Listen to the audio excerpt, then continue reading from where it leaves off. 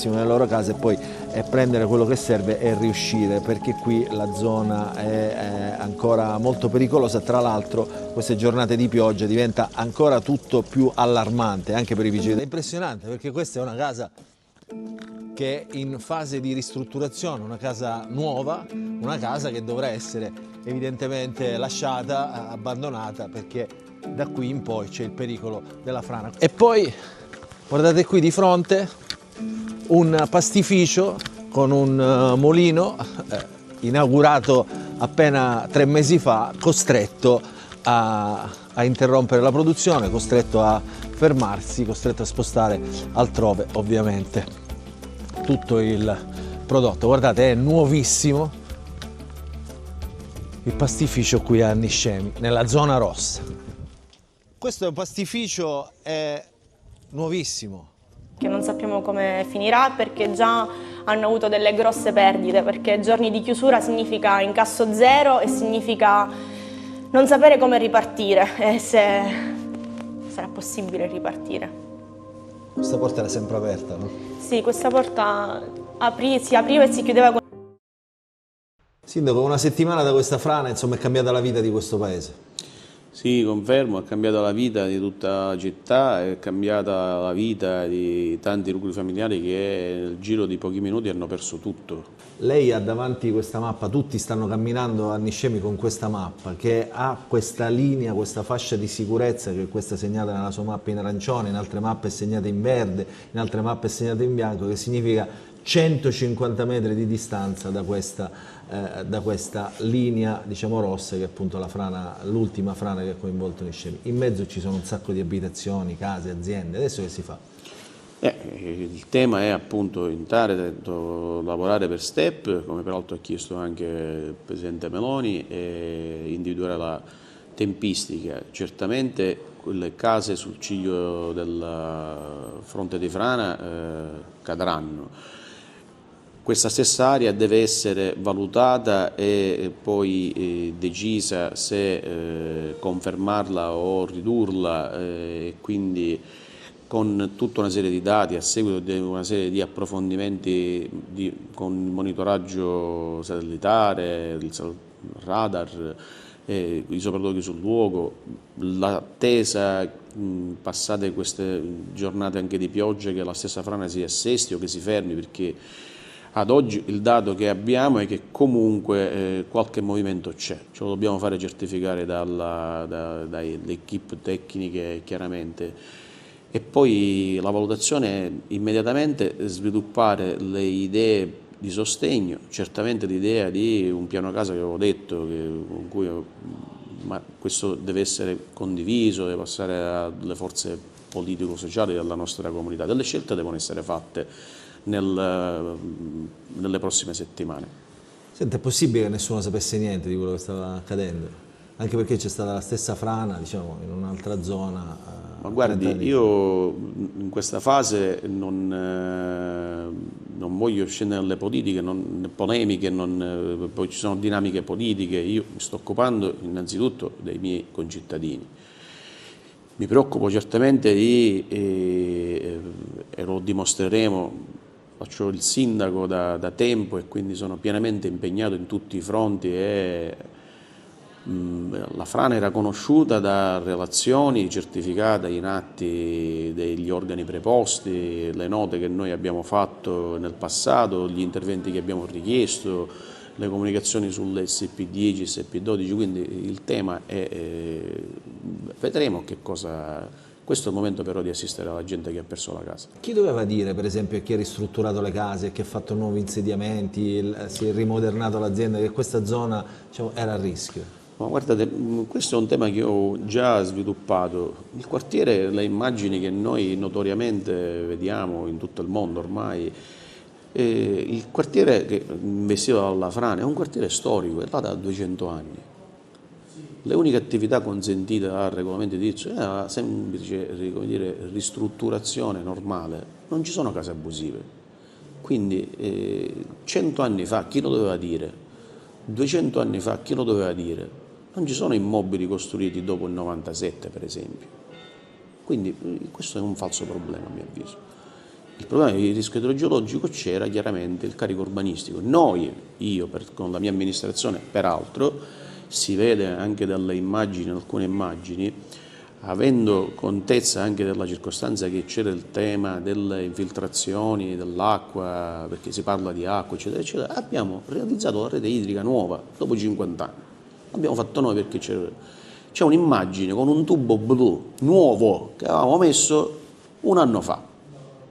Perché? Per togliere l'acqua, perché una rete idrica di 50 anni avrà le sue perdite. Abbiamo fatto la rete idrica nuova, per esempio, perché ci siamo posti il problema, togliamo l'acqua dal centro storico. E questi sono gli interventi che abbiamo, come altri, ma parliamo dell'assistenza a chi purtroppo ha perso la casa. In chiusura, c'è un po' di respiro, un po' di aria di antimeridionalismo in questa tragedia? Assolutamente no, devo dirvi, non leggo le testate, non ho il tempo. Posso dire che il governo nazionale come il governo regionale ha dato segnali forti di vigilanza a questa comunità. Chiaramente dovranno essere messi in campo i provvedimenti e le risorse necessarie che sono corpose. Una cosa che mi conforta, ma ho verificato con i miei referenti chiaramente che verranno, ma che ha dichiarato anche il Presidente Meloni, non ci dovrà essere un nuovo 97, che peraltro, per inciso, dopo anni di richieste, di comunicazioni, ricollegandomi quindi alla domanda iniziale, riuscì ad ottenere soltanto nel 2025 il finanziamento della fase 2 e della fase 3 della frana del 97.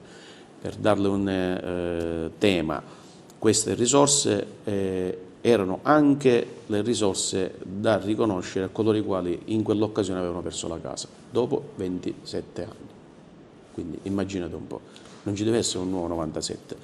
Io spero che questo tema del rischio idrogeologico e della ricostruzione a seguito dell'emergenza possa aprire un metodo per cui questi drammatici eventi possono essere evitati. La sfida deve essere duplice, bisogna far sì che Niscemi non diventi uno di quei paesi, di quelle aree che si spopolino anche per la paura in questo caso. Sì, questa è la scommessa di tutti quanti.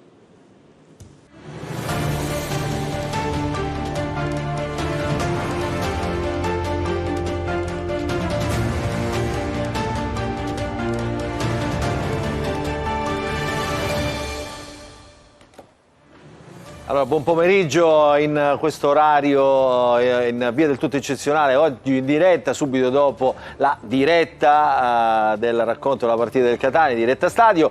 Oggi insomma avete visto, già l'abbiamo mandato in onda il nostro reportage da Niscemi, abbiamo voluto raccontare questo paese a distanza di una settimana dalla frana che ha sconvolto il paese, che ha sconvolto la Sicilia, ma devo dire una frana che in qualche modo ha sconvolto anche l'opinione pubblica e scientifica del mondo. Non c'è stato un giornale in tutto il mondo che non ha parlato di questo dissesto idrogeologico del quale la Sicilia si è resa protagonista. Poi abbiamo sentito il sindaco Massimiliano Conti, un giovane sindaco in prima linea, ovviamente ha detto ci sarà anche il tempo per le polemiche, visto poi tutto quello che sta succedendo nel nostro paese sulla caccia alle responsabilità, come sempre poi si cerca il capro espiatorio e non si guarda mai diciamo, all'evento in se stessi, al dramma che sta causando in migliaia di persone costrette ad abbandonare le proprie case. E le notizie che ci arrivano proprio in queste ore non sono incoraggianti,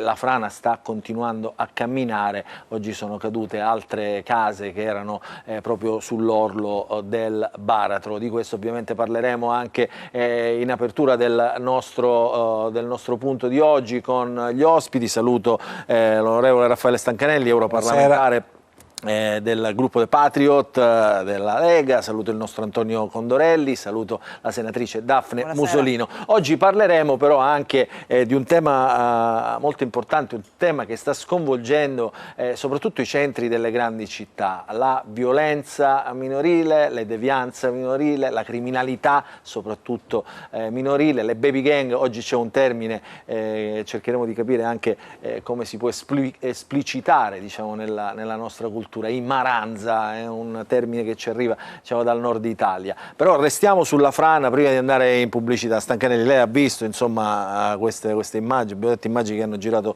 tutto il mondo. Ma chi non le ha viste è un tema caldo, pesante, di cui la politica, lo dico senza polemica perché non è il problema, non è il tempo delle polemiche, deve farsi carico ma deve dare conto. Quando parlo di politica non parlo né di maggioranza né di opposizione, ma parlo di tutti coloro i quali abbiamo avuto nel tempo, negli anni, responsabilità politiche. Sicuramente oggi i cittadini, anche alla luce di quello che è successo a Nisceme, guardano con maggiore, come posso dire, attenzione negativa coloro i quali sono impegnati in politica, perché la risposta doveva essere data negli anni. Mi sono documentato, è dal 1997 che... Guardi, abbiamo scritto proprio nel nostro titolo 30 anni di fallimenti. 30 anni insomma, di fallimenti. Nel 97 ci fu un'altra frana. E quindi attenzione, questo dato è un dato assolutamente negativo. La politica nel senso più ampio la pagherà, perché i cittadini ormai sono arrivati allo stremo e non credono più in nulla. Per cui o immediatamente, dico immediatamente, senza polemica nessuno nei confronti di nessuno, si recupera qualcosa oppure si andrà sempre più a degradare. Ecco, come la frana, si andrà sempre più a degradare. Una frana che sembra non finire. Senatrice Musolino.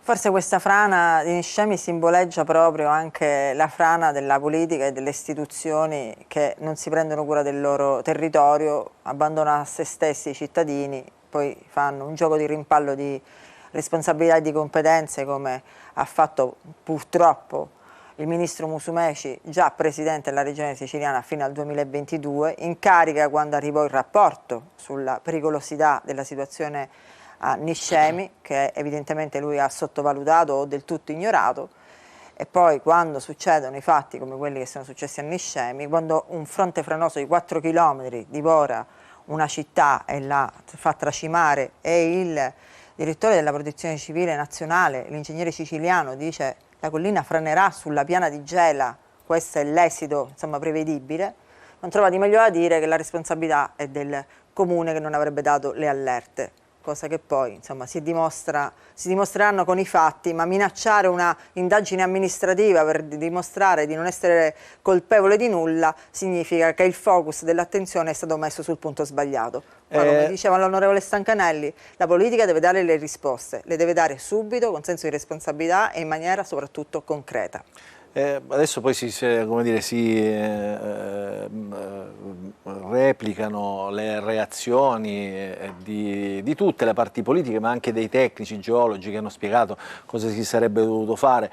In realtà poi ci sono adesso anche come dire, le speculazioni fatte di pensiero, no? Ci sono tutti quelli che pensano che la causa di questi danni, di questo territorio così martoriato, siano anche le trivellazioni nella vicina Gela. C'è anche un fondo di verità, ce l'hanno detto, sulle trivellazioni i geologi. Qualcuno pensa anche allo strapotere americano, perché là c'è il MUOS, insiste in quella zona anche il MUOS, quindi il silenzio, diciamo, di quel disastro diciamo, è stato anche coperto insomma, dall'amministrazione americana presente là. Però insomma c'è una verità, no Antonio? Che è la verità è della presenza. La verità è che non c'è nessun esponente a presidio dei vari enti competenti, sono circa una decina su vari ruoli gli enti competenti, che abbia agito correttamente fino in fondo per fare il proprio compito, per fare il proprio dovere.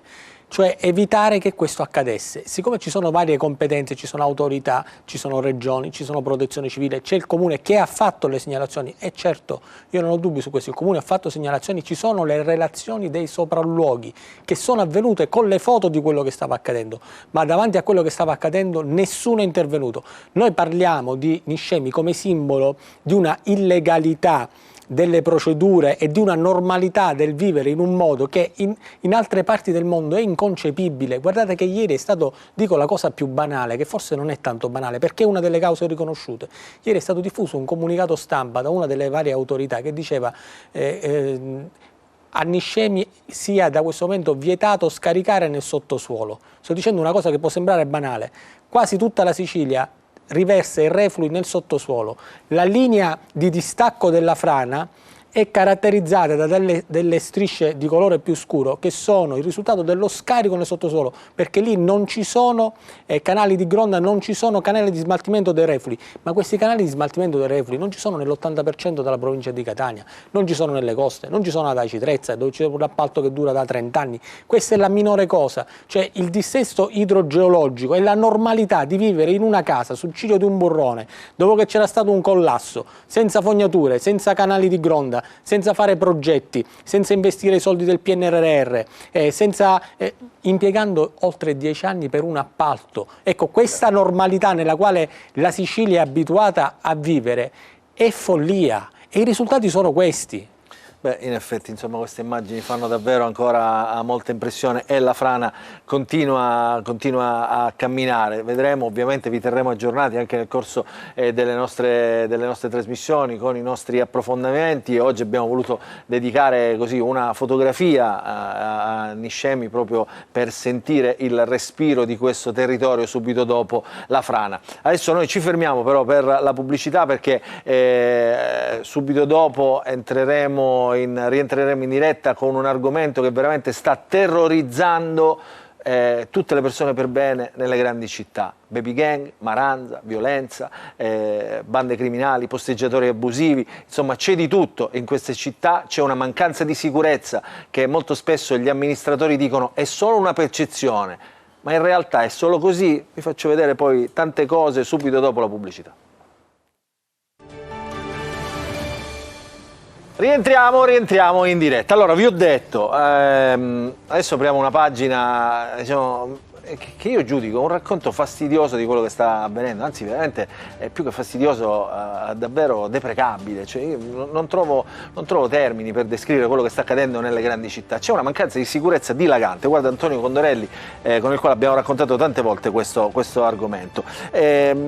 Adesso però non è solo la criminalità spicciola o la criminalità organizzata che abbiamo imparato a conoscere negli anni. È la normalità. Adesso c'è una criminalità minorile, cioè dei ragazzini che per puro sfregio alle istituzioni, alle leggi, commettono reati contro chiunque. Io, Antonio, sono rimasti con noi l'onorevole Stancanelli, la senatrice Musolino. Io prima di mandare in onda il servizio, voglio presentare un ospite che diciamo, abbiamo invitato e diciamo, ci è venuto ovviamente a raccontare la sua esperienza. Si tratta di Roberto Di Silvestri. Benvenuto Di Silvestri.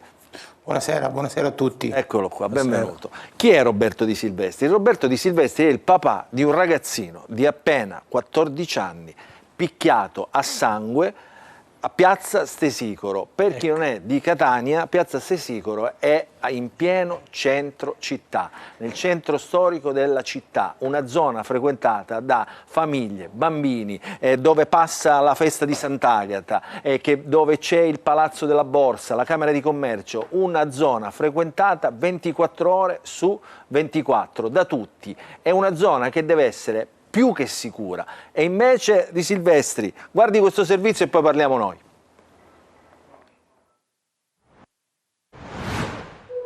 Guardate noi maranza, camminiamo come leoni.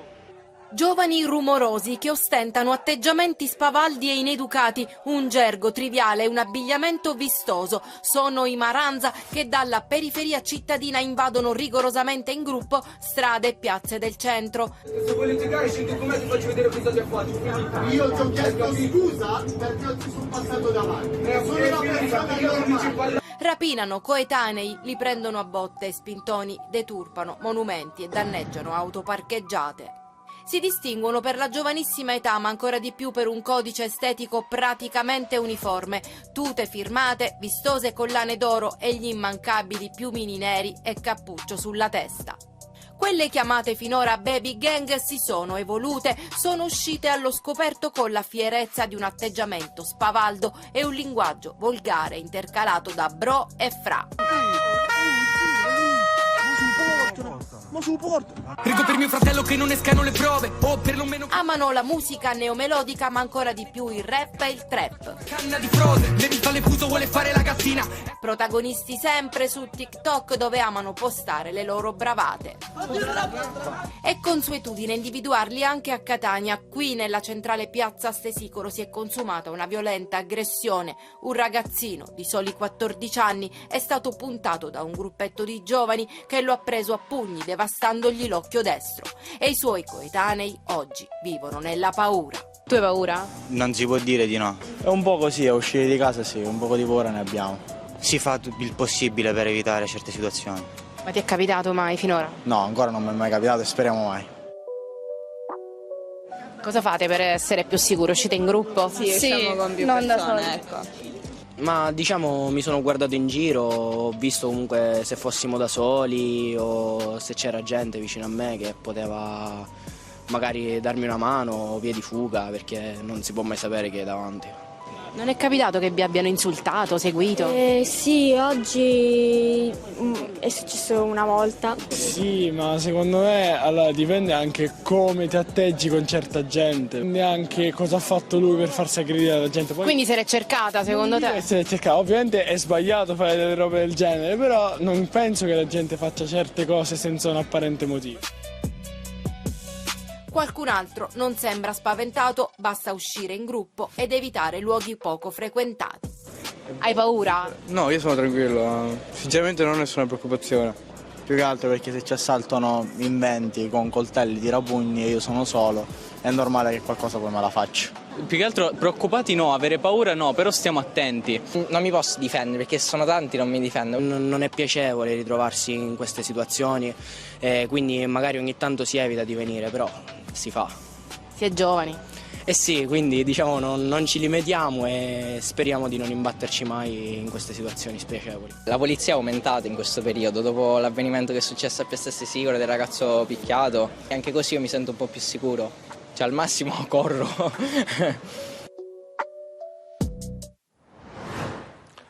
E questo era il servizio di Simona Mazzone. Roberto Di Silvestri, abbiamo visto suo figlio, una fotografia di suo figlio fasciato, un'immagine ripresa appunto anche dal nostro telegiornale in ospedale. Intanto come sta suo figlio Elio? Buonasera a tutti, mio figlio Elio purtroppo ancora non può tornare a scuola, passeranno almeno 3 settimane perché possa tornare a scuola. Per riprendere la vita normale invece ci vorrà un po' più di tempo, quindi 3 mesi e mezzo, 4 mesi.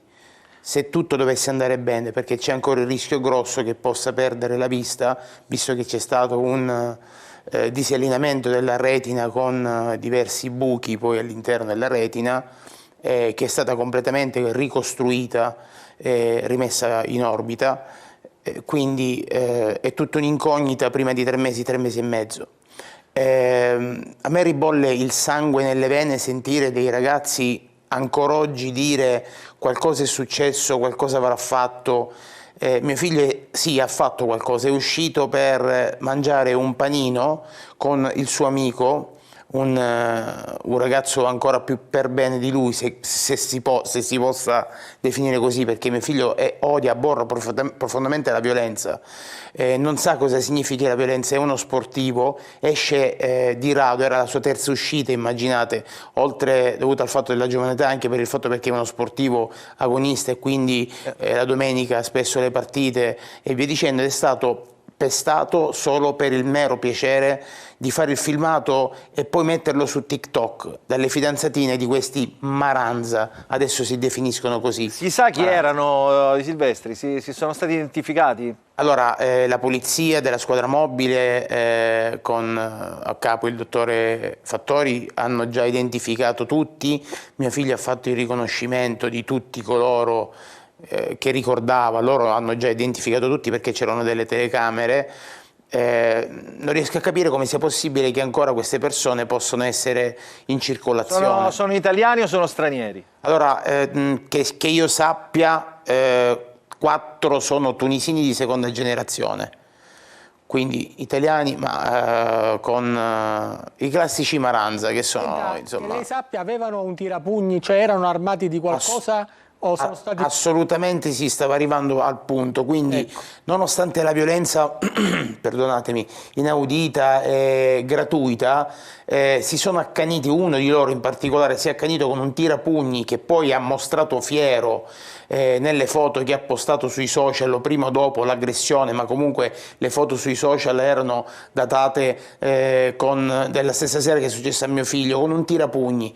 I medici dicevano proprio questo, che la frattura all'orbita oculare è dovuta a un oggetto contundente e non può essere stato fatto assolutamente da una mano di un ragazzino di 13 anni, 14 anni esile, perché poi è molto esile, e quindi ha usato sicuramente il tirapugni, che poi mostra fiero, come ripeto, successivamente. Quindi violenza gratuita, inaudita, e io da padre, credetemi, mia moglie e lo stesso mio figlio stiamo vivendo una situazione paradossale, che mio figlio non è più lo stesso. Loro sono a piede libero questi ragazzi? Assolutamente sì, e questa è la cosa che mi fa più temere, nel senso che com'è possibile che delle persone così violente, e non era il primo caso assolutamente, perché io poi sono venuto a sapere che è il loro modus operandi quello di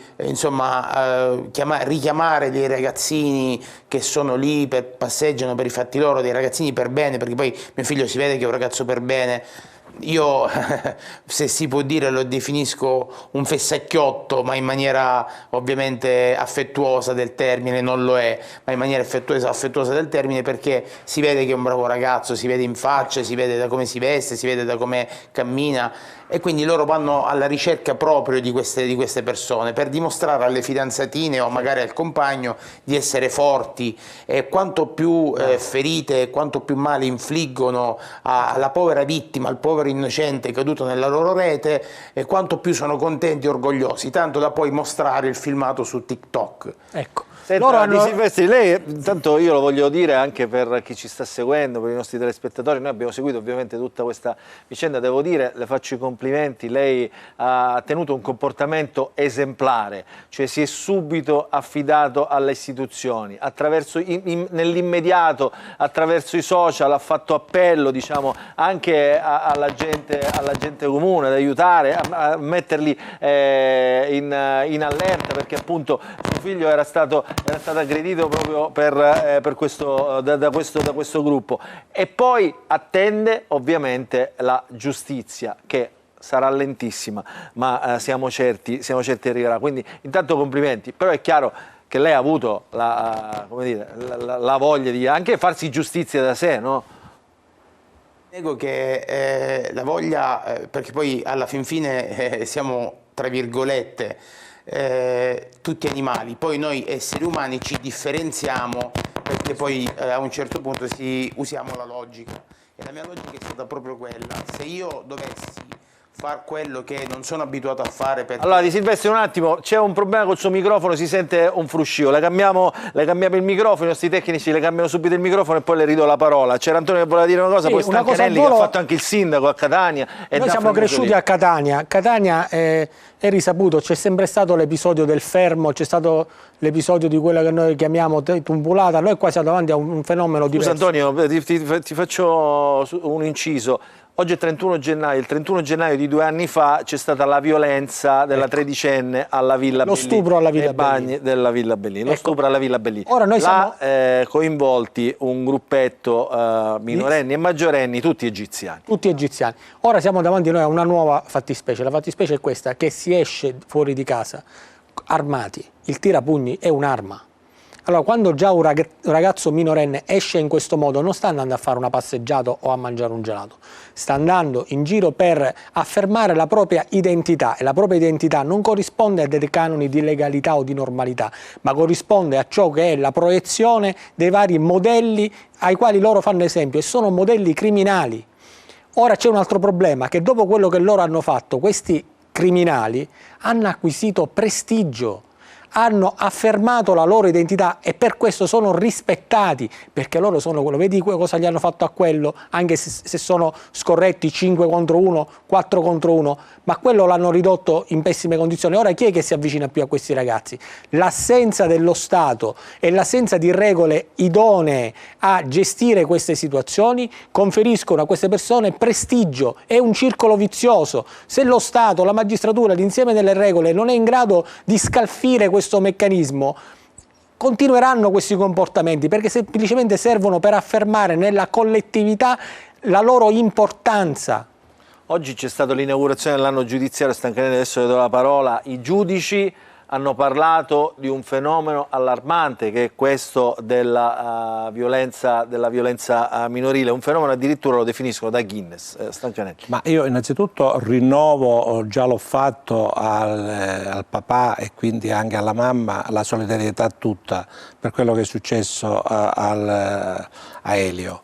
Io voglio fare una considerazione alla luce anche di quello che il direttore Condorelli ha detto, perché vedete, possiamo lamentarci, possiamo dare solidarietà, ma se i ragazzi sono conosciuti e non sono ancora in carcere, è una situazione gravissima, altro che istituzioni. Cioè noi ci troviamo in una nazione dove se un poliziotto si difende e spara viene immediatamente incriminato. Il caso di Milano dell'altro giorno. Se un gioielliere, se una persona a casa propria viene aggredito a casa propria e per difendersi ammazza colui il quale ha invaso casa sua, viene incriminato, quasi arrestato. E invece questi ragazzi che dimostrano di voler avere il predominio, l'ha detto benissimo il direttore Condorelli, noi siamo in una situazione in cui non possiamo voltarci dall'altra parte. Le istituzioni, in questo caso la magistratura, che conosce i nomi, perché non li arresta? Questa è una domanda che io faccio, non io, che faccio a nome di migliaia di cittadini che lo chiedono. Cioè, se non si dà il giusto, l'esemplare punizione, perché non lo so, perché non me lo pongo, non me lo pongo il problema. Non conosco il fascismo. C'è un motivo di ma non lo so. Io penso che oggi in Italia siamo in una situazione della impunità per coloro i quali vengono rappresentati come esclusi. Questi non sono esclusi, questi stanno prendendo il comando delle strade, delle città, da Catania fino a Milano. È una reazione che ci deve essere non da parte dei cittadini. Io non chiedo il far questo, ma io dico le istituzioni invece di parlare, in questo caso la magistratura, intervenga, specialmente se le istituzioni della polizia hanno fatto il loro dovere e hanno individuato i personaggi. Questa è la gravità della nostra situazione. E poi l'educazione familiare, che una volta se io mi ritiravo a casa e portavo 6 o 7, mio padre mi dava una sberla. Oggi se c'è un insegnante che fa valere il suo prestigio, viene accusato dai genitori di maltrattare i figli. Cioè c'è un sovvertimento della realtà, dei principi, della solidarietà, della gerarchia dei valori. Io questo lo grido perché non è possibile più.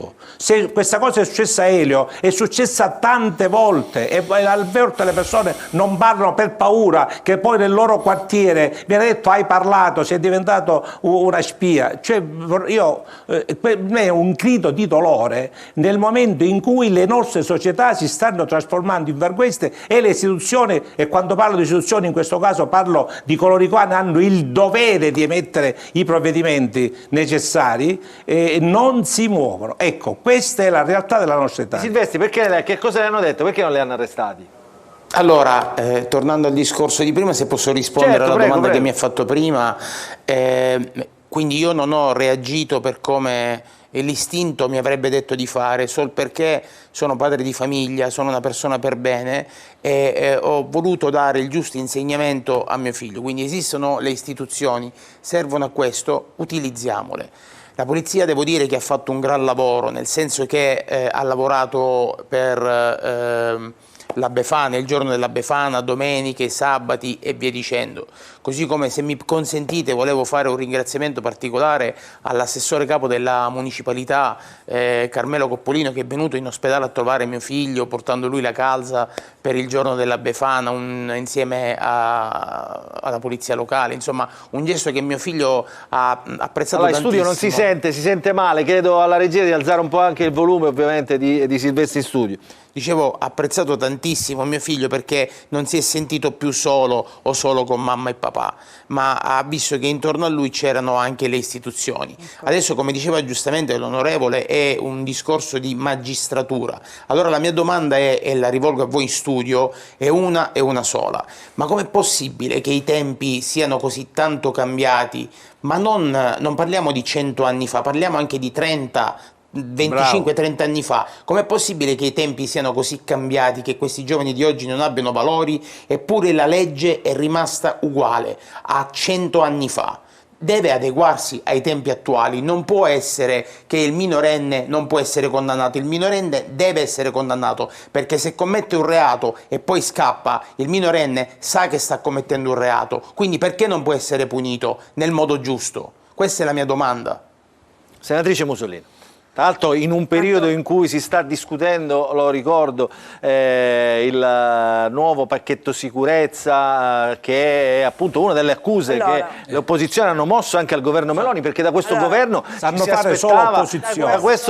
ci si aspettava anche una presa di coscienza ed anche delle azioni concrete verso la sicurezza. Invece la sicurezza mi sembra che questo governo Meloni è proprio il tallone di Achille, dove sta mancando. La sicurezza sarebbe stato uno dei suoi punti fondamentali che avrebbe portato nel suo programma, ma come vediamo i risultati non solo stentano ad arrivare, semmai sono assolutamente scoraggianti. Io ricordo, perché sono componente della Commissione Antimafia, che qualche mese fa ci siamo riuniti proprio a Catania e il sindaco aveva chiesto l'intervento, aveva chiesto espressamente, si era fatto promotore di questa richiesta, aveva chiesto espressamente l'intervento dell'esercito a Catania per presidiare determinate zone, determinate piazze, proprio perché c'era stato un problema già con le sparatorie, con vari episodi, ma era stato, devo dire, nell'approccio sia da parte del questore che da parte del prefetto che del procuratore molto ridimensionato nella percezione. Ma vede, questa percezione che danno le istituzioni in verità non è condivisa dalla cittadinanza, non è condivisa da noi cittadini.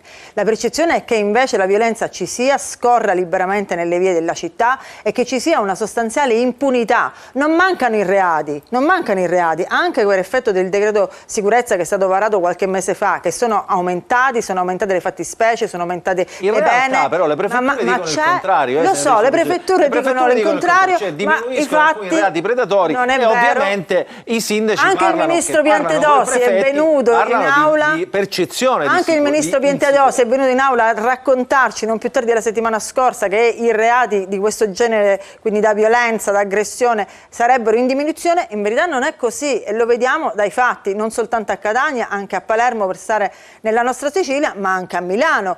Anche a Bologna il ferroviere che è stato ucciso purtroppo nel parcheggio della rete ferroviaria. Insomma, c'è una situazione veramente che sta andando fuori controllo. Che cosa manca? Manca la certezza della pena, della sua applicazione. C'è una percezione di impunità. Cioè io in Italia posso andare a delinquere perché il tempo che mi incriminano, mi arrestano, mi giudicano e io sconto la pena è talmente lungo che nel frattempo ne farò altre decine. Magari anche me ne andrò, scomparirò e non sarà più possibile neanche applicarmi la pena. Allora qua ci dobbiamo focalizzare. Inutile aumentare i reati, aumentare le pene se poi non li applichiamo, non li portiamo a termine. Certezza della pena e punizione reale, effettiva, il che significa anche strutture carcerarie, perché tante volte vengono rimessi in libertà perché non c'è dove tenerli, quindi vuol dire strutture carcerarie, vuol dire poi anche una massiva attività di prevenzione culturale. Perché comunque questi ragazzi, che tu li prendi o non li prendi, che li metti in carcere 3 mesi, 1 anno, eccetera, ma quando escono, se non sono rieducati, torneranno a rifare esattamente la stessa cosa. Io davvero credo che, insomma, secondo me serva anche, e guarda Antonio, una forte presenza delle forze di polizia, chiamatele come volete. Il sindaco le aveva chiesto, gli è stato detto di no. Perché se se c'è la sensazione di insicurezza, la presenza delle forze dell'ordine, dei militari, guardo anche di Silvestri, secondo me in qualche modo può anche servire. Sti ragazzini, certo che in piena piazza Stesicoro, se ci fossero stati 2 o 3 militari dell'esercito, si sarebbero ben guardati dall'aggredire anche il povero Elio. E certamente, per come ce lo sta raccontando di Silvestri, Elio non era uno che si infognava in traversine buie o pericolose dove appunto poteva accadere qualche cosa. Ma questo però non è l'unico problema. Guardate questa clip e poi andiamo in pubblicità e poi subito dopo ve la faccio vedere completa.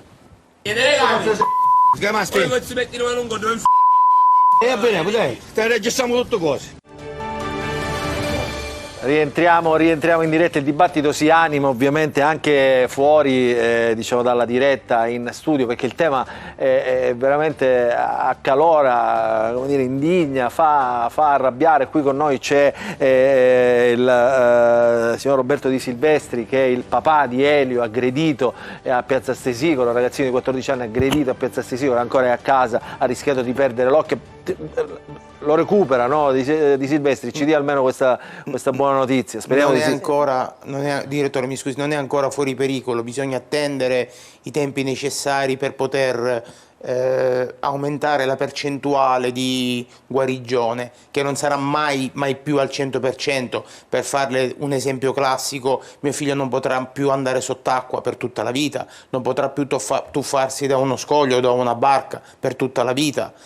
Queste sono le conseguenze di questo gesto spavaldo fatto, come diceva prima l'assessore, insomma, con un tirapugni che è un'arma bianca, così come lo è un coltello o qualsiasi altra cosa possa essere atta a ferire una persona così in maniera gratuita. Quindi certezza della pena, come si diceva prima. Scusate, io in questo momento sono veramente infuriato, e col passare del tempo la rabbia cresce in me, perché vedo una lentezza istituzionale non normale. Ecco, non normale. È assurdo che queste persone siano ancora a piede libero. Cioè, 12 persone sopra mio figlio, che non aveva fatto assolutamente nulla, picchiarlo con un tirapugni, lasciarlo praticamente invalido per 4 mesi, fargli cambiare diametralmente la vita che conduceva. Mio figlio, uno sportivo, agonista, andava a scuola, il più bravo della classe, rappresentante di classe, pieno di amici. Infatti dicevo prima alla redazione che adesso tra un po' dovrò andare via perché abbiamo casa piena di amichetti di mio figlio, e adesso è ridotto così. Io l'altro giorno vi confesso che ho aperto la porta di nascosto e l'ho trovato che piangeva. Gli uscivano le lacrime dagli occhi. Quando mi ha visto, lui, ovviamente avendo l'età che ha, si è girato dall'altro lato, e allora ho provato a parlare con lui, e se non ho fatto quello che ho fatto è stato solo ed esclusivamente per non peggiorare la situazione di mio figlio e della mia famiglia, quindi dei miei figli e di mia moglie. Ma cosa le chiede suo figlio? Diciamo, ora ancora la mente ovviamente non è serena, ce l'ha detto lui stesso. Cosa le chiede? Qual è la richiesta che la fa suo figlio? No, mio figlio in questo momento non mi chiede nulla, mi dice solo che non vuole uscire più di casa. Quindi stiamo seguendo appunto una terapia psicologica, abbiamo uno psicologo che viene in casa una volta alla settimana, che lo segue, lo sta seguendo, perché deve superare assolutamente queste fobie. Per superare queste fobie è necessario che siano presi dei provvedimenti che siano tangibili, in modo tale che lui possa vedere, possa rendersi conto di questa situazione. Perché vuole vedere in carcere, va, insomma, senza tergiversare. E noi come lui, guardi, Silvestri, io li voglio vedere tutti in carcere questi qua, anche se sono minorenni. Non me ne frega niente, perché non è possibile una cosa del genere. Non è possibile che avvenga in periferia, ma men che mai che avvenga nel centro di una città importante come Catania. Non è possibile. Stancarelli, lei l'ha amministrata Catania. Ah sì, io sono, lei è stato sindaco. Io sono d'accordo perfettamente con il moderatore, capisco le considerazioni del papà. Poco moderato, devo dire. Poco moderato, un moderatore non moderato. Non me ne frega niente. Ha detto una cosa grave: mio figlio quasi un vessacchiotto, cioè le persone per bene, i ragazzi per bene, i ragazzi che studiano, i ragazzi che fanno sport, i ragazzi che non delinquono sono fessacchiotti, mentre diventano esperti, come diciamo noi, coloro i quali fanno quelle cose. Allora, però diciamo anche un'altra cosa: sono 4 tunisini, i Maranza sono tutti di prima o di seconda generazione degli stranieri.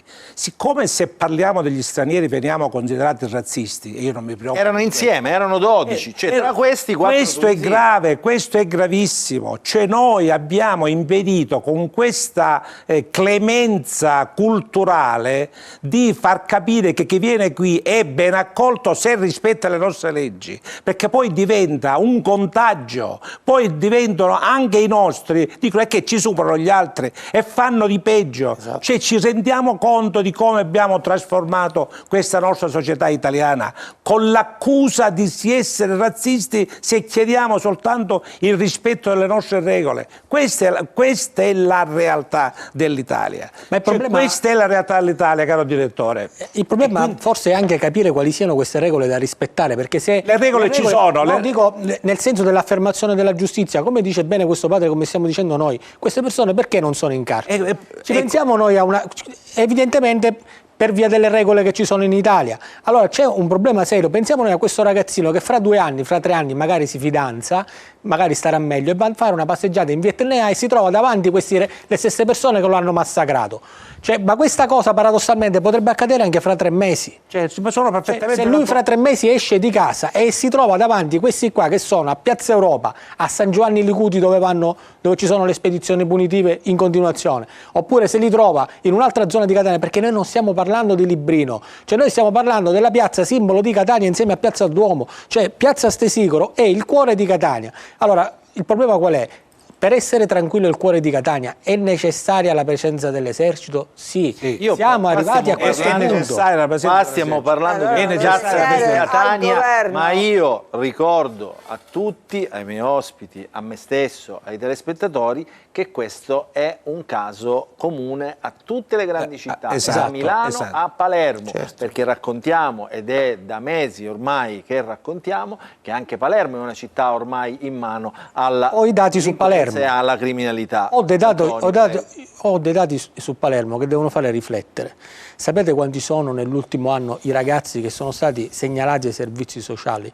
Sono 1606. Di questi 1606 che stiamo parlando di un esercito, questo è un esercito a Palermo, gli italiani sono 1400, sono 1311, sono italiani, quindi cade anche questa cosa della prevalenza degli stranieri. Gli stranieri sono 295 servizi sociali. Vuol dire che provengono e stanno crescendo in una situazione di estremo pericolo che impone la presenza dei servizi sociali nella loro formazione, sia per il contesto dal quale provengono, sia il contesto dal quale stanno crescendo. Quindi sono 1600 giovani in una situazione di estremo pericolo. 1300 italiani. Di cui 1300 italiani, quindi è un fatto gravissimo. E ricordiamoci che a Palermo ci sono state stragi tra i giovani. Uscendo la sera ci sono stragi, non si contano gli omicidi. A Monreale sono stati ammazzati 3 ragazzi. Gli omicidi davanti alle discoteche negli ultimi anni, i tentati omicidi, sono decine. Allora questa è la normalità, non parliamo poi degli stupri e tutto il resto. Questa è la normalità del capoluogo della Sicilia, di Palermo, di una città stupenda, dove c'è veramente un Far West.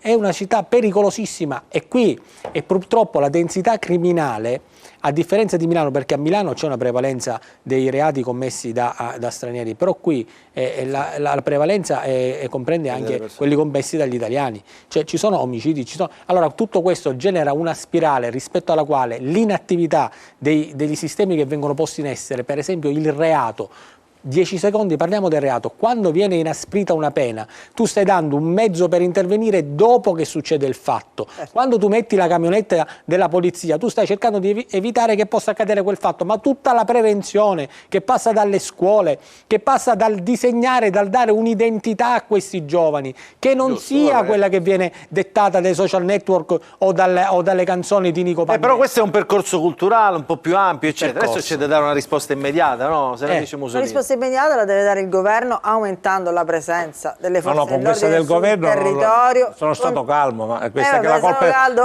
del governo, la colpa del governo, la colpa del governo. Quando il governo presenta, proposte può avere con la sua polizia municipale e che legge viene accusato di fare repressione. Io sento ogni giorno la repressione non si fa tutti in repressione. Ecco, la repressione è il rispetto delle regole e delle leggi, non la repressione. Le pene, se poi non si danno lasciamo perdere aumentare alle le pene. polizia e ai magistrati, e non si implementano tutte quelle strutture che vorrei capire i magistrati che risorse dovrebbero avere. Devono essere di più. Ma che deve essere più? Ci sono i magistrati che sanno che è successo una cosa ed è passato un mese. Ma perché non mettono un mandato di cattura? Ma lei lo sa quanti sono i magistrati del Tribunale dei minorenni a Catania? Non lo so, ma non lo so. Di Messina, un magistrato e un sostituto. E l'aumento dei casi affidati al Tribunale dei minorenni a Messina è aumentato del 1500%. Sì, ma sicuramente questa carenza non è di ieri e di oggi, è una carenza che dura da decenni. E quindi non diamo colpa al governo. Perché l'inasprimento di questa situazione è un fatto che si è portato avanti soltanto in questi anni, non era così fino a qualche anno fa, è un fenomeno che si sta inasprendo negli ultimi tempi, davanti ai quali comunque non c'è una risposta adeguata, che sia un fenomeno di 10 anni fa o sia un fenomeno che si è aumentato in questi 2 anni. La colpa del governo se non vengono arrestati. Il governo attacca la magistratura su altri temi e non si rende conto. Ma non scherziamo con le cose serie, se non vengono arrestati è la colpa del governo, ma non diciamo fesserie. La colpa è di chi non dà le risorse. Ma che risorse? Ci vogliono le risorse per fare un mandato di cattura, non ci vogliono le risorse, basta una firma e non essere pietosi. Il mandato di cattura si fa quando ricorrono tutti i procedimenti. In questo caso ricorrono. Io non faccio l'avvocato dei magistrati, sia chiaro, io faccio l'avvocato dei magistrati, ma non ho mai visto un magistrato che stenti a fare il suo dovere, tutt'altro. Perciò se ancora non ci siamo arrivati, evidentemente c'è un percorso da fare. Questo è un caso eclatante. Il caso che stiamo raccontando oggi è veramente, come dice, eclatante, sappiamo chi sono. Io non posso fare il difensore della magistratura. Neanche io lo ma voglio io non fare. penso che si possa, ma nessuno penso che possa sostenere che il magistrato sta con le braccia tra le braccia e che è colpa una struttura del sistema. E allora andate a spiegare a Roberto Di Silvestri perché non arrestano le grandi parole, interveniamo sul sistema. Ha detto una cosa, facciamo un percorso. Ha detto una cosa importantissima. Mio figlio è traumatizzato, talmente traumatizzato che fino a quando non riceverà una risposta, è la risposta unica che vuole suo figlio, ovviamente sentirsi sicuro. Quindi come? Sentirsi sicuro, vedere che queste persone che lo hanno aggredito vengono assicurate alla giustizia, almeno questo dico.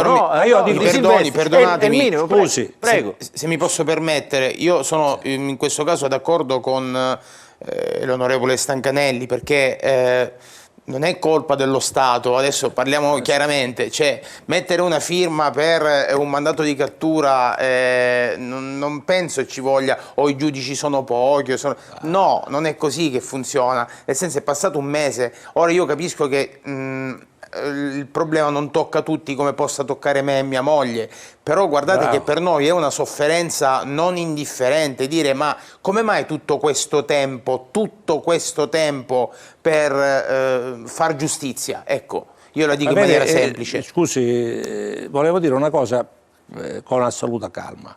A me la cosa che dispiace è che quando succedono questi fatti poi entra in campo la sociologia. Abbiamo avuto una prova qua dell'intervento della mia amica, la senatrice. Cioè il percorso, dobbiamo capire e perché. Qua esiste un problema serio. La polizia ha fatto il proprio dovere, ha individuato i personaggi, ci vuole, e non penso che non ci sia un magistrato in un mese che non abbia il tempo per studiarsi le carte e stabilire. Perché? Perché se non si dà l'esempio, altro che sociologia, altro che percorsi che dobbiamo fare, i percorsi si faranno altrove. Oggi abbiamo un caso specifico, abbiamo un genitore che ci ha raccontato in quale stato d'animo si trova suo figlio e come lui ci sono tanti altri, e noi ci poniamo il problema del percorso dei delinquenti. Ma è possibile? Il percorso dei delinquenti che sono... Non so, ho detto è la colpa del governo, se non, è la colpa del governo, ma non diciamo cose che è la colpa del governo. È evidente, se vi ho raccontato, ma è facile dire, mancano il personale, ma non manca il personale, non manca il personale quando fanno 2000 provvedimenti per avere maggiore presenza sul territorio, perché era avvertito già dal sindaco la necessità. E gli è stato detto di no, evidentemente non lo so se è stato detto di no, non ci credo che sia stato detto di no. Qual è stata questa risposta? Forse doveva scapparci il morto. Dopodiché sia chiaro, ha detto la cosa, forse doveva scappare il morto. Attenzione, però ha detto una cosa di Silvestri importante. Forse doveva scapparci il morto, perché si potesse sottovalutando quello che succede. Né io voglio fare la sociologa d'attacco, non è questa. La sociologia, la sento in tutte le occasioni. Attenzione, quel poveretto, quel ragazzo è morto perché la polizia l'ha investito. È morto perché aveva aggredito. Che poi il poliziotto ha sparato.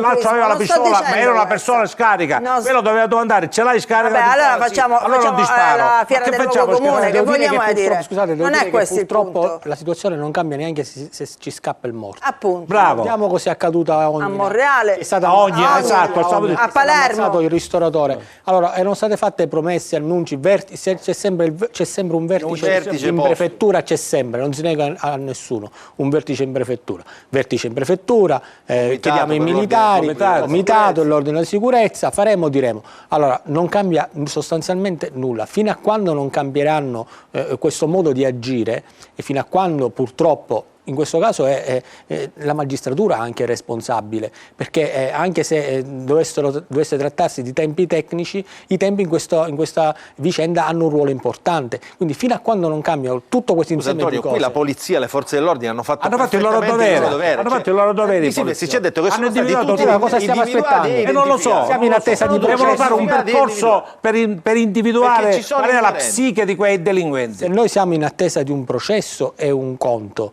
No, non siamo ma non mi risulta, quindi siamo in fase di indagini preliminari, bisognerà presentare qualcosa davanti al giudice. Il fatto che sia passato un mese purtroppo è un fatto grave. Perché è un fatto grave? Perché c'è una persona che attende risposte, perché questa cosa, lo dico alle persone che ascoltano, è una cosa che può capitare a tutti. E ci sono i genitori che la sera quando escono i figli sono preoccupati, basta andare a fare una passeggiata a Piazza Teatro Massimo. Ha fatta la nostra Simona Mazzone, visto? I ragazzini hanno detto, dice certo, noi abbiamo paura, ma che cosa possiamo fare? Camminiamo in gruppo, c'è lo spaccio di droga, cerchiamo di frequentare luoghi frequentati anche da altra gente, cerchiamo di tutelarci tra di noi. Ecco. Ma qui però non è questa la soluzione, perché Elio, il figlio di Roberto Di Silvestri, era in piazza Stesicoro, al centro di Catania, nella centralissima via Etnea, quindi se questi sono cani sciolti e se camminano in gruppo e camminano a piede libero e non hanno la percezione, senatrice Musolini, è questo, cioè avrei una domanda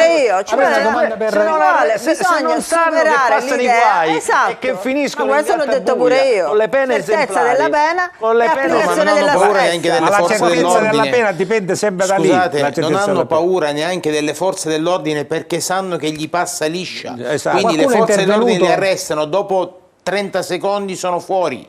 Quindi è così, ormai comandano. Qualcuno è intervenuto per difendere suo figlio, per soccorrerlo, per assolutamente no. Ma ci rendiamo conto, là c'erano almeno 500 persone, in quella piazza quella sera, è gravissimo. Guardi, questa è una delle mie più grosse, come posso dire, del più grosso rammarico, il fatto che siano passate tantissime persone che allargavano il raggio di camminata per non arrivare vicino alla rissa, cioè vedevano che c'era un ragazzo sotto 8, 9, 10, 12 ragazzi che lo pestavano, nessuno ha neanche gridato, dico hai paura di essere accoltellato, di essere picchiato pure tu, va bene, ci può stare. Posso anche concepirlo, io non l'avrei fatto, posso concepirlo, ma urlare, chiamare qualcuno, zero. Cos'erano? Cosa facevano? Il filmato col telefonino, per poi metterlo su TikTok. Ma dove stiamo arrivando? Il mondo sottosopra, il mondo sottosopra. Ecco, è chiarissimo. Il punto è questo, cioè se nessuno interviene in una piazza con 500 persone, se non ci sono forze dell'ordine, perché in quel momento evidentemente non c'erano forze dell'ordine, un'azione di questa non si sviluppa in 5-10 secondi, perché c'è la fase della tensione, c'è la paura, c'è la fase dell'aggressione, c'è quello che succede subito dopo. C'è la paura, l'ambulanza, che si può essere vittima anche loro. Domanda per il genitore, l'ambulanza quanto tempo dopo è arrivata? Si è arrivata? Sarà arrivata un quarto d'ora, 20 minuti dopo. Ecco, allora, signori miei, qua mio figlio è riuscito a sgattaiolare via perché se no l'avrebbero pestato. Io ho insegnato lui come fare in questi casi perché sapevo già che ci fossero queste situazioni a Catania.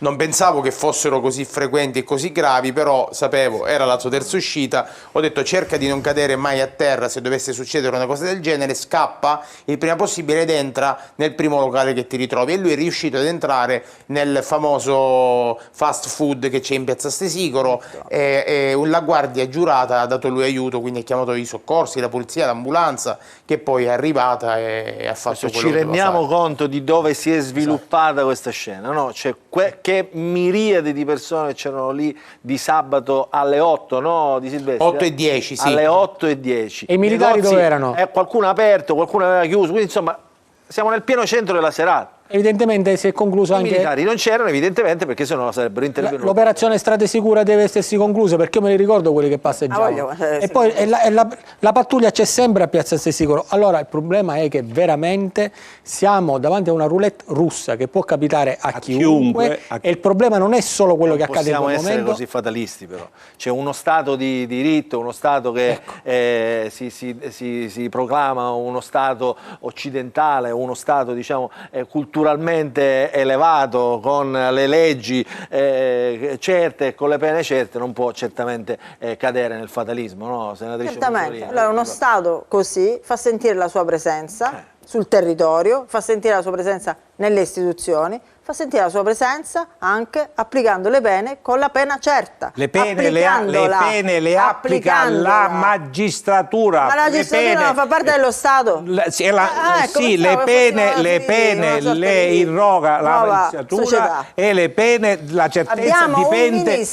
Non sono i ministri che danno le pene. Al quale potrà essere fatta un'interrogazione per chiedergli come mai dopo un mese ancora questi signori non sono stati arrestati o non sono stati portati, affidati a una comunità. Non sarà lui che può dare risposte. E allora nessuno può dare risposte. Non esiste la dipendenza in Italia della magistratura nei confronti del ministro dell'interno. Chi può dare le risposte? Il ministro dell'interno non può dare risposte, il ministro della giustizia non può dare risposte, non può dare risposte a nessuno. E la magistratura ha un ministro della giustizia che sarà investito di questa vicenda. Mi faccio carico io, domani mattina presenterò un'interrogazione e chiederò, ma io non faccio mai sociologia, io sono un avvocato, perciò sto sempre sul mio tema. Domani mattina io presenterò un'interrogazione al Ministro della Giustizia e chiederò di conoscere per quale motivo ancora queste persone non sono state arrestate, affidate a una comunità, quali misure sono state adottate nei loro confronti, e chiederò l'invio di un'ispezione al Tribunale dei minorenni di Catania. Vi farò sapere che cosa mi risponderà il Ministro Nordio. Sia chiaro, io non giustifico gli atti di violenza, sia chiaro,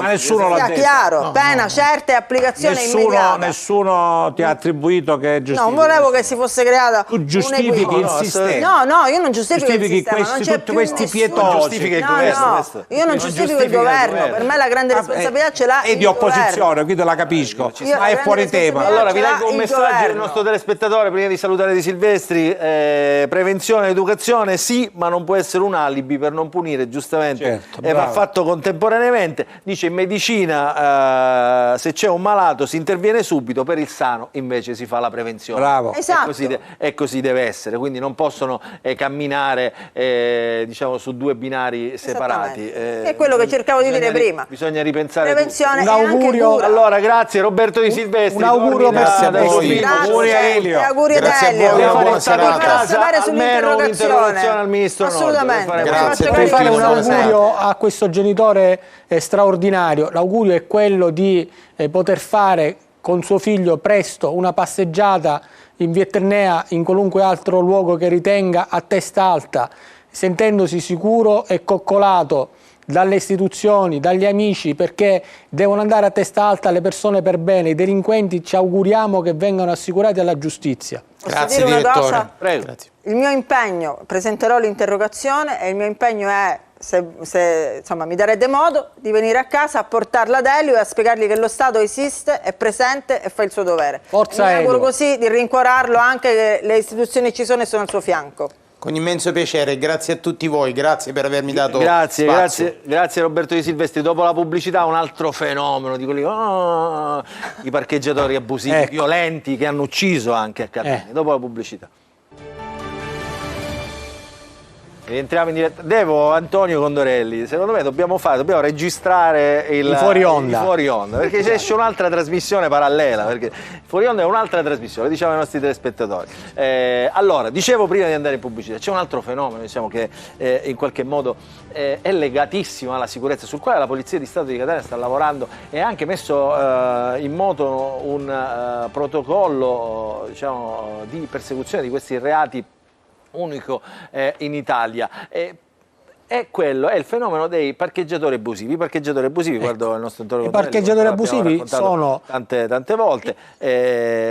Il ristoratore Dognina è stato ucciso da un parcheggiatore abusivo. A Piazza al Corso Sicilia una lite tra parcheggiatori abusivi ha causato un altro morto. Sono violenti, spesso sono diciamo aggressivi. Ma non sono delle persone che dall'oggi al domani si svegliano e dicono oggi io faccio il parcheggiatore abusivo e prendo i soldi in questa zona.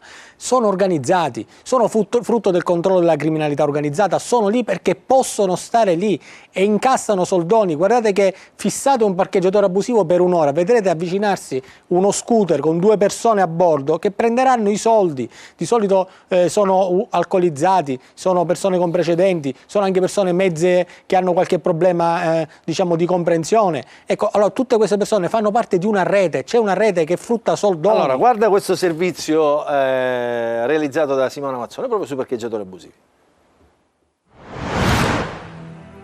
Quel pomeriggio ho avuto paura. Devo dire che mi ha dato parecchio fastidio, perché sono pochi secondi dove possibilmente non ti accorgi neanche di quello che sta accadendo, come è successo a me, perché io ho reagito, ma possibilmente può succedere qualcosa di spiacevole. Carmelo Coppolino, assessore alla Polizia Municipale del Comune di Catania, aggredito da un parcheggiatore abusivo in piazza Borsellino. Sono le 17:30 e Coppolino parcheggia l'auto per recarsi in consiglio comunale e paga il relativo biglietto per la sosta, quando viene fermato e minacciato da una persona con le mani in tasca, come a simulare la presenza di un'arma. Non riconosce l'amministratore, pretende denaro. Mi hanno intimato con particolare veemenza, attraverso il giubbotto facevano capire di avere qualche cosa che potesse essere particolarmente pericolosa per la mia incolumità e mi hanno chiesto del denaro. Chiaramente sono riuscito a svincolarmi da questa situazione, ma non per mio merito ma per fortuna, e a chiamare le forze dell'ordine. Proprio qualche giorno prima la polizia locale aveva intensificato le attività operative di presidio e controllo nel parcheggio di piazza Borsellino su richiesta della MTS. Mi era stato segnalato da diversi cittadini, nonché dai diretti interessati del parcheggio della MTS, che lamentano la presenza di queste persone che molestano i fruitori del parcheggio. Tra l'altro è un posto strategicamente molto importante per la città, perché siamo a 2 passi da Piazza Duomo.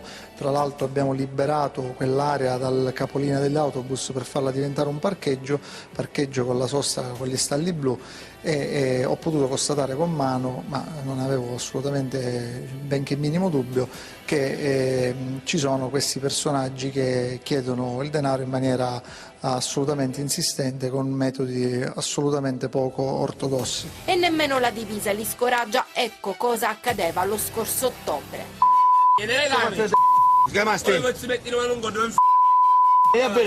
Stai registrando tutte cose. Registra tutto quello che dici, stai registrando? Registra. Registra. E sei uno straccio con la divisa. Con la divisa, beh. Tu dovessi rappresentare lo Stato? Sì, lo Stato. Mettere le mani addosso alla gente? Sì, sei uno straccio con la divisa. Vabbè.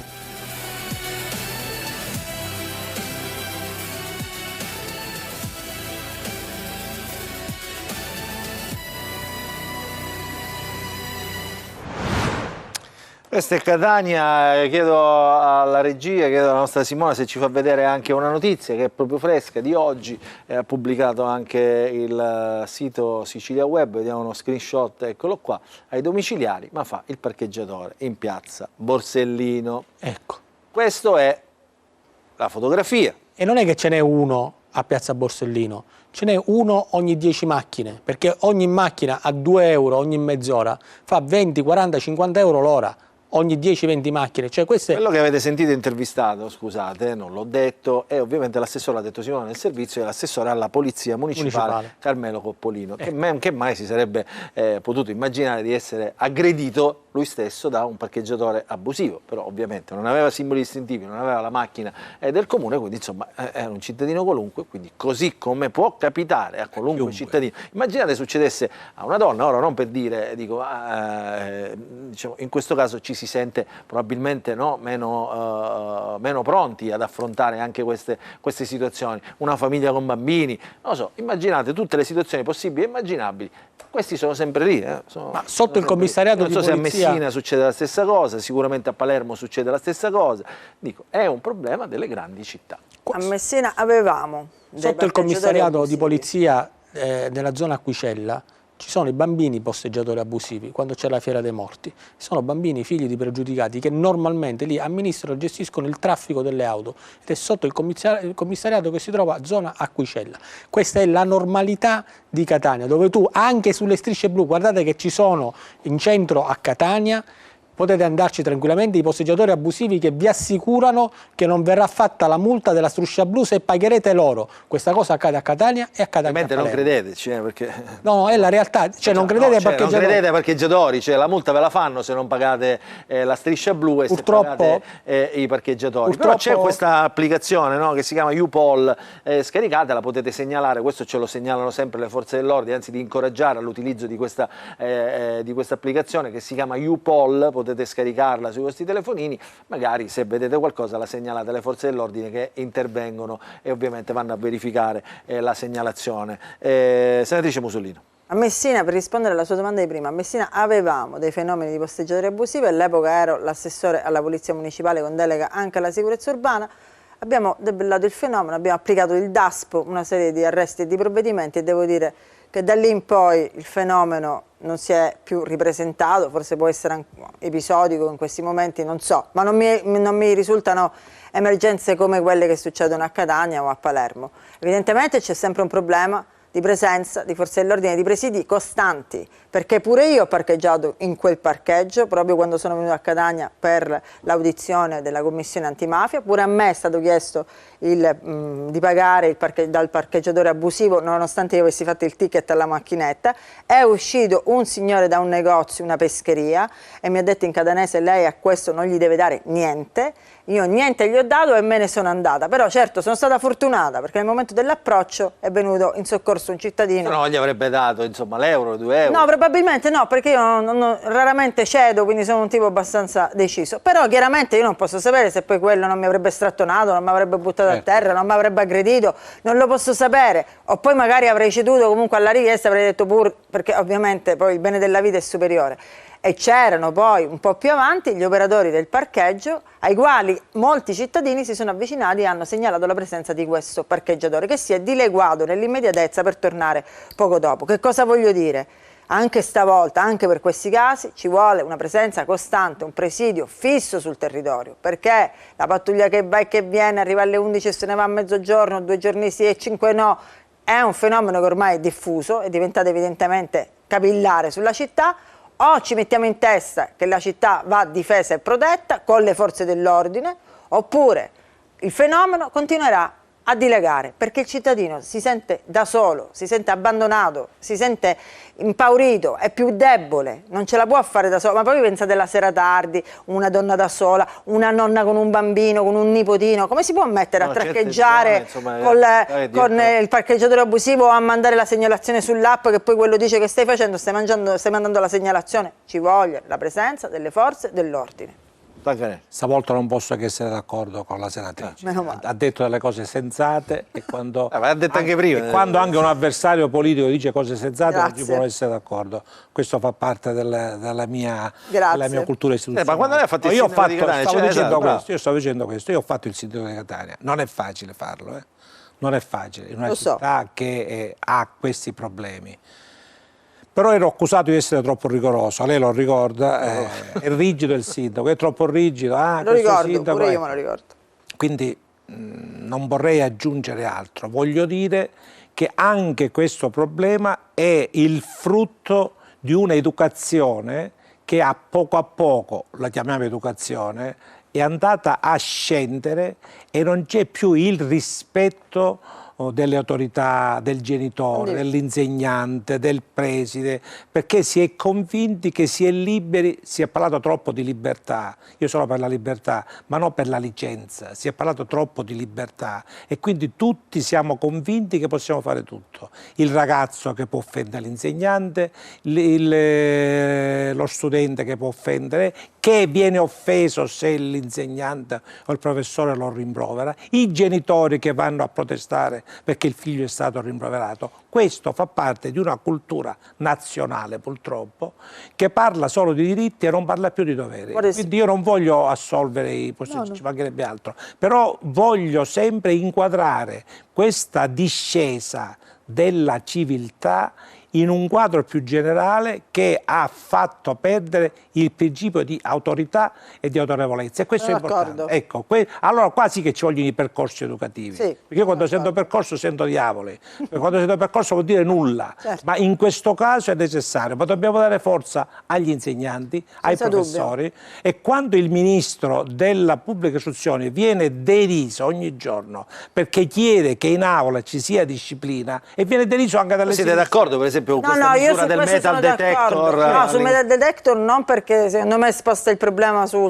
sul metal detector e non sulle politiche. Ma il metal detector serve a evitare che ci sia un delinquente che entri col coltello e ammazzi un ragazzo. Sono d'accordo sul voto in condotta che condiziona sul voto in condotta. Esattamente, su se è contro il voto in condotta, se è contro il merito, no, io sono tutti devono avere per forza la sufficienza. Del voto in condotta e della bocciatura, se questo è il risultato di tanti anni, di decenni di politica che è contro il merito. Il merito è indispensabile. Su questo mi trovate assolutamente d'accordo. Il voto in condotta che produce poi la bocciatura non risolve nulla, perché il voto in condotta deve produrre un allarme per il sistema istituzionale che dice: qua non c'è un ragazzo che deve essere punito con la bocciatura, c'è la funzione retributiva, cioè di punizione di questa sanzione, di questa pena che noi diamo, e che lo facciamo fuori e deve ripetere l'anno. Un ragazzo che cammina col tirapugni non ha il problema di essere anche io sono d'accordo. Il problema serio è perché l'una non toglie l'altra. Esatto, c'è questo problema. È chiaro che se io faccio un problema di sicurezza, come entro in scuola, e allora metto un metal detector, ma il problema è perché tu entri in scuola col coltello. Il ragazzo intanto glielo impediamo, i ragazzini aveva da sempre hanno la disponibilità di accesso a troppe armi. Fatemi fare un discorso. Anche armi bianche. Il ragazzo ha la Spezia che ha ucciso il suo compagno. I compagni di scuola l'indomani non hanno voluto accettare nessuna discussione da parte delle istituzioni e hanno protestato dicendo: si sapeva che questo qui girava armato col coltello e diceva di volere compiere un'azione criminosa, perché le istituzioni scolastiche non sono intervenute? Allora perché la domanda è perché si spaventano? No, perché il preside sono successi. Ci vogliono anche in questo caso, scusa, finisco di parlare e poi mi dici. Tanti presidi sono stati richiamati perché hanno chiesto disciplina. No, non è vero. Ma come no? Rischiano anche di perdere alunni. Il problema, allora, se facciamo una questione di dimensionamento scolastico, e allora le politiche sono sempre scolastiche e le dovete chiedere al governo, perché è lui che ha aumentato il dimensionamento scolastico. Sempre col governo. Ma se vogliamo parlare di ciò che avviene a scuola, vi ribadisco, ritorno al discorso di prima, ci vogliono risorse economiche, perché le scuole devono affrontare un'emergenza che non è soltanto l'insegnamento, è la formazione anche culturale, il contrasto al bullismo, al cyberbullismo. Abbiamo fatto la legge, ma dove sono le risorse per fare il contrasto al cyberbullismo? Parla con i professori, vedi come vengono trattati a scuola. I professori sono i primi che vorrebbero avere strumenti per andare avanti a affrontare questa situazione. Ma parla con i professori, vedi come vengono aggrediti dai genitori. Ma allora, per rispondere al direttore che dice non basta il voto in condotta, che cosa succede? Che il professore è senza risorse, non ha altri strumenti, arredra sul suo ruolo perché è da solo e non può fronteggiarlo, e alla fine ha soltanto un unico strumento, la minaccia del voto in condotta, per tenere a bada quello che è un fenomeno che viene affrontato male. È un fenomeno che va affrontato diversamente. Il metal detector è come se io volessi dire, però guardi, senatrice, leggo un messaggio che ci ha inviato un nostro telespettatore, che ovviamente tengo anonimo. Dice: mi spiace, le istituzioni hanno fallito, se questa cosa fosse successa a mio figlio e nessuno paga, dice io mi armo e li uccido ad uno. Cioè, per questo facevo inneschiamo una spirale di violenza. Esattamente, che non è condivisibile, però facevo infatti i complimenti io a Roberto Di Silvestri prima, perché ha avuto un comportamento esemplare. L'avete visto, cioè non è... Noi l'abbiamo apprezzato, non è nella distorsione dei fenomeni. Chiede però che queste istituzioni reagiscano, compresa la magistratura. Ma mi dovete dire come deve fare io voglio sapere come va a finire questa Io voglio sapere come secondo voi deve fare un povero docente che si trova a fronteggiare una classe di persone che non gli rispondono, che si guardano il cellulare anche se sanno che non lo devono portare in classe, non portare il cellulare che vogliono aggredire, non che portare gli il sparano con la cellulare in classe, cerbottana, con le palline, se non ha gli strumenti per intervenire, che cosa deve fare? Finirà semplicemente per stare nel suo e far finta di nulla. Vi racconto un episodio. Ecco perché poi la scuola... Allora, dobbiamo chiudere però, velocemente perché ho un minuto. C'è stata una scuola di Catania in cui è stato impedito l'ingresso dei cellulari. Qualche genitore è andato dal preside dicendo: ma come? Se poi mio figlio si sente male, come fa a comunicare? Come se ai nostri tempi, se ci sentivamo male, al problema dei cellulari. Questa è la verità. Ma siamo anche noi responsabili. Quando parlo di cultura e parlo di questo. Adesso è legge, però adesso è legge. Ora è legge, quindi il dirigente scolastico può tranquillamente applicarla. Prima ma Valditara è stato criminalizzato per aver voluto questo. No, noi siamo stati a favore. Valditara è stato criminalizzato. Allora, dobbiamo chiudere. Sentite, abbiamo 2 vignette di Totò, che oggi è potuto essere con noi, però la sua firma la vuole mettere sempre all'interno della trasmissione. Abbiamo 2 vignette, quindi cominciamo così, anzi finiamo così come abbiamo cominciato con Niscemi, la frana che va avanti, e allora le vignette di Totò, ci ha mandato 2 vignette che sono queste, sono una frana, questo dovrebbe essere il commissario, insomma, o chi si occupa della gestione del territorio, il responsabile della gestione del territorio. Sembra Schifani. Un'auto accusa. Il pizzetto tradisce, però, insomma, è un misto forse, ho voluto fare una sintesi. Vediamo qualcosa. Poi, non mi piace questa cosa. Questa invece è amarissima, perché questa è molto amara, certo. È il paese costruito sulla sabbia, lo abbiamo visto, piano piano. È una questione di tempo che piano piano... È una questione di tempo. E noi dobbiamo invece evitarlo. Bravissimo Totò. Riusciamo a mettere uno stop. Allora ringrazio l'onorevole Raffaele Stancanelli, europarlamentare del gruppo Patriot con la Lega al Parlamento Europeo, ringrazio il nostro Antonio Condorelli, ringrazio la senatrice Daphne Musolino. La prossima settimana noi racconteremo un po', perché saremo dentro la festa di Sant'Agata con il punto che andrà in onda diciamo anche la prossima settimana, quindi racconteremo un po', faremo un po' il sunto di quello che è successo in questi giorni, e quindi non ci resta che augurarvi e salutarvi, augurarvi un buon fine settimana a tutti, e appuntamento alla prossima settimana con il punto.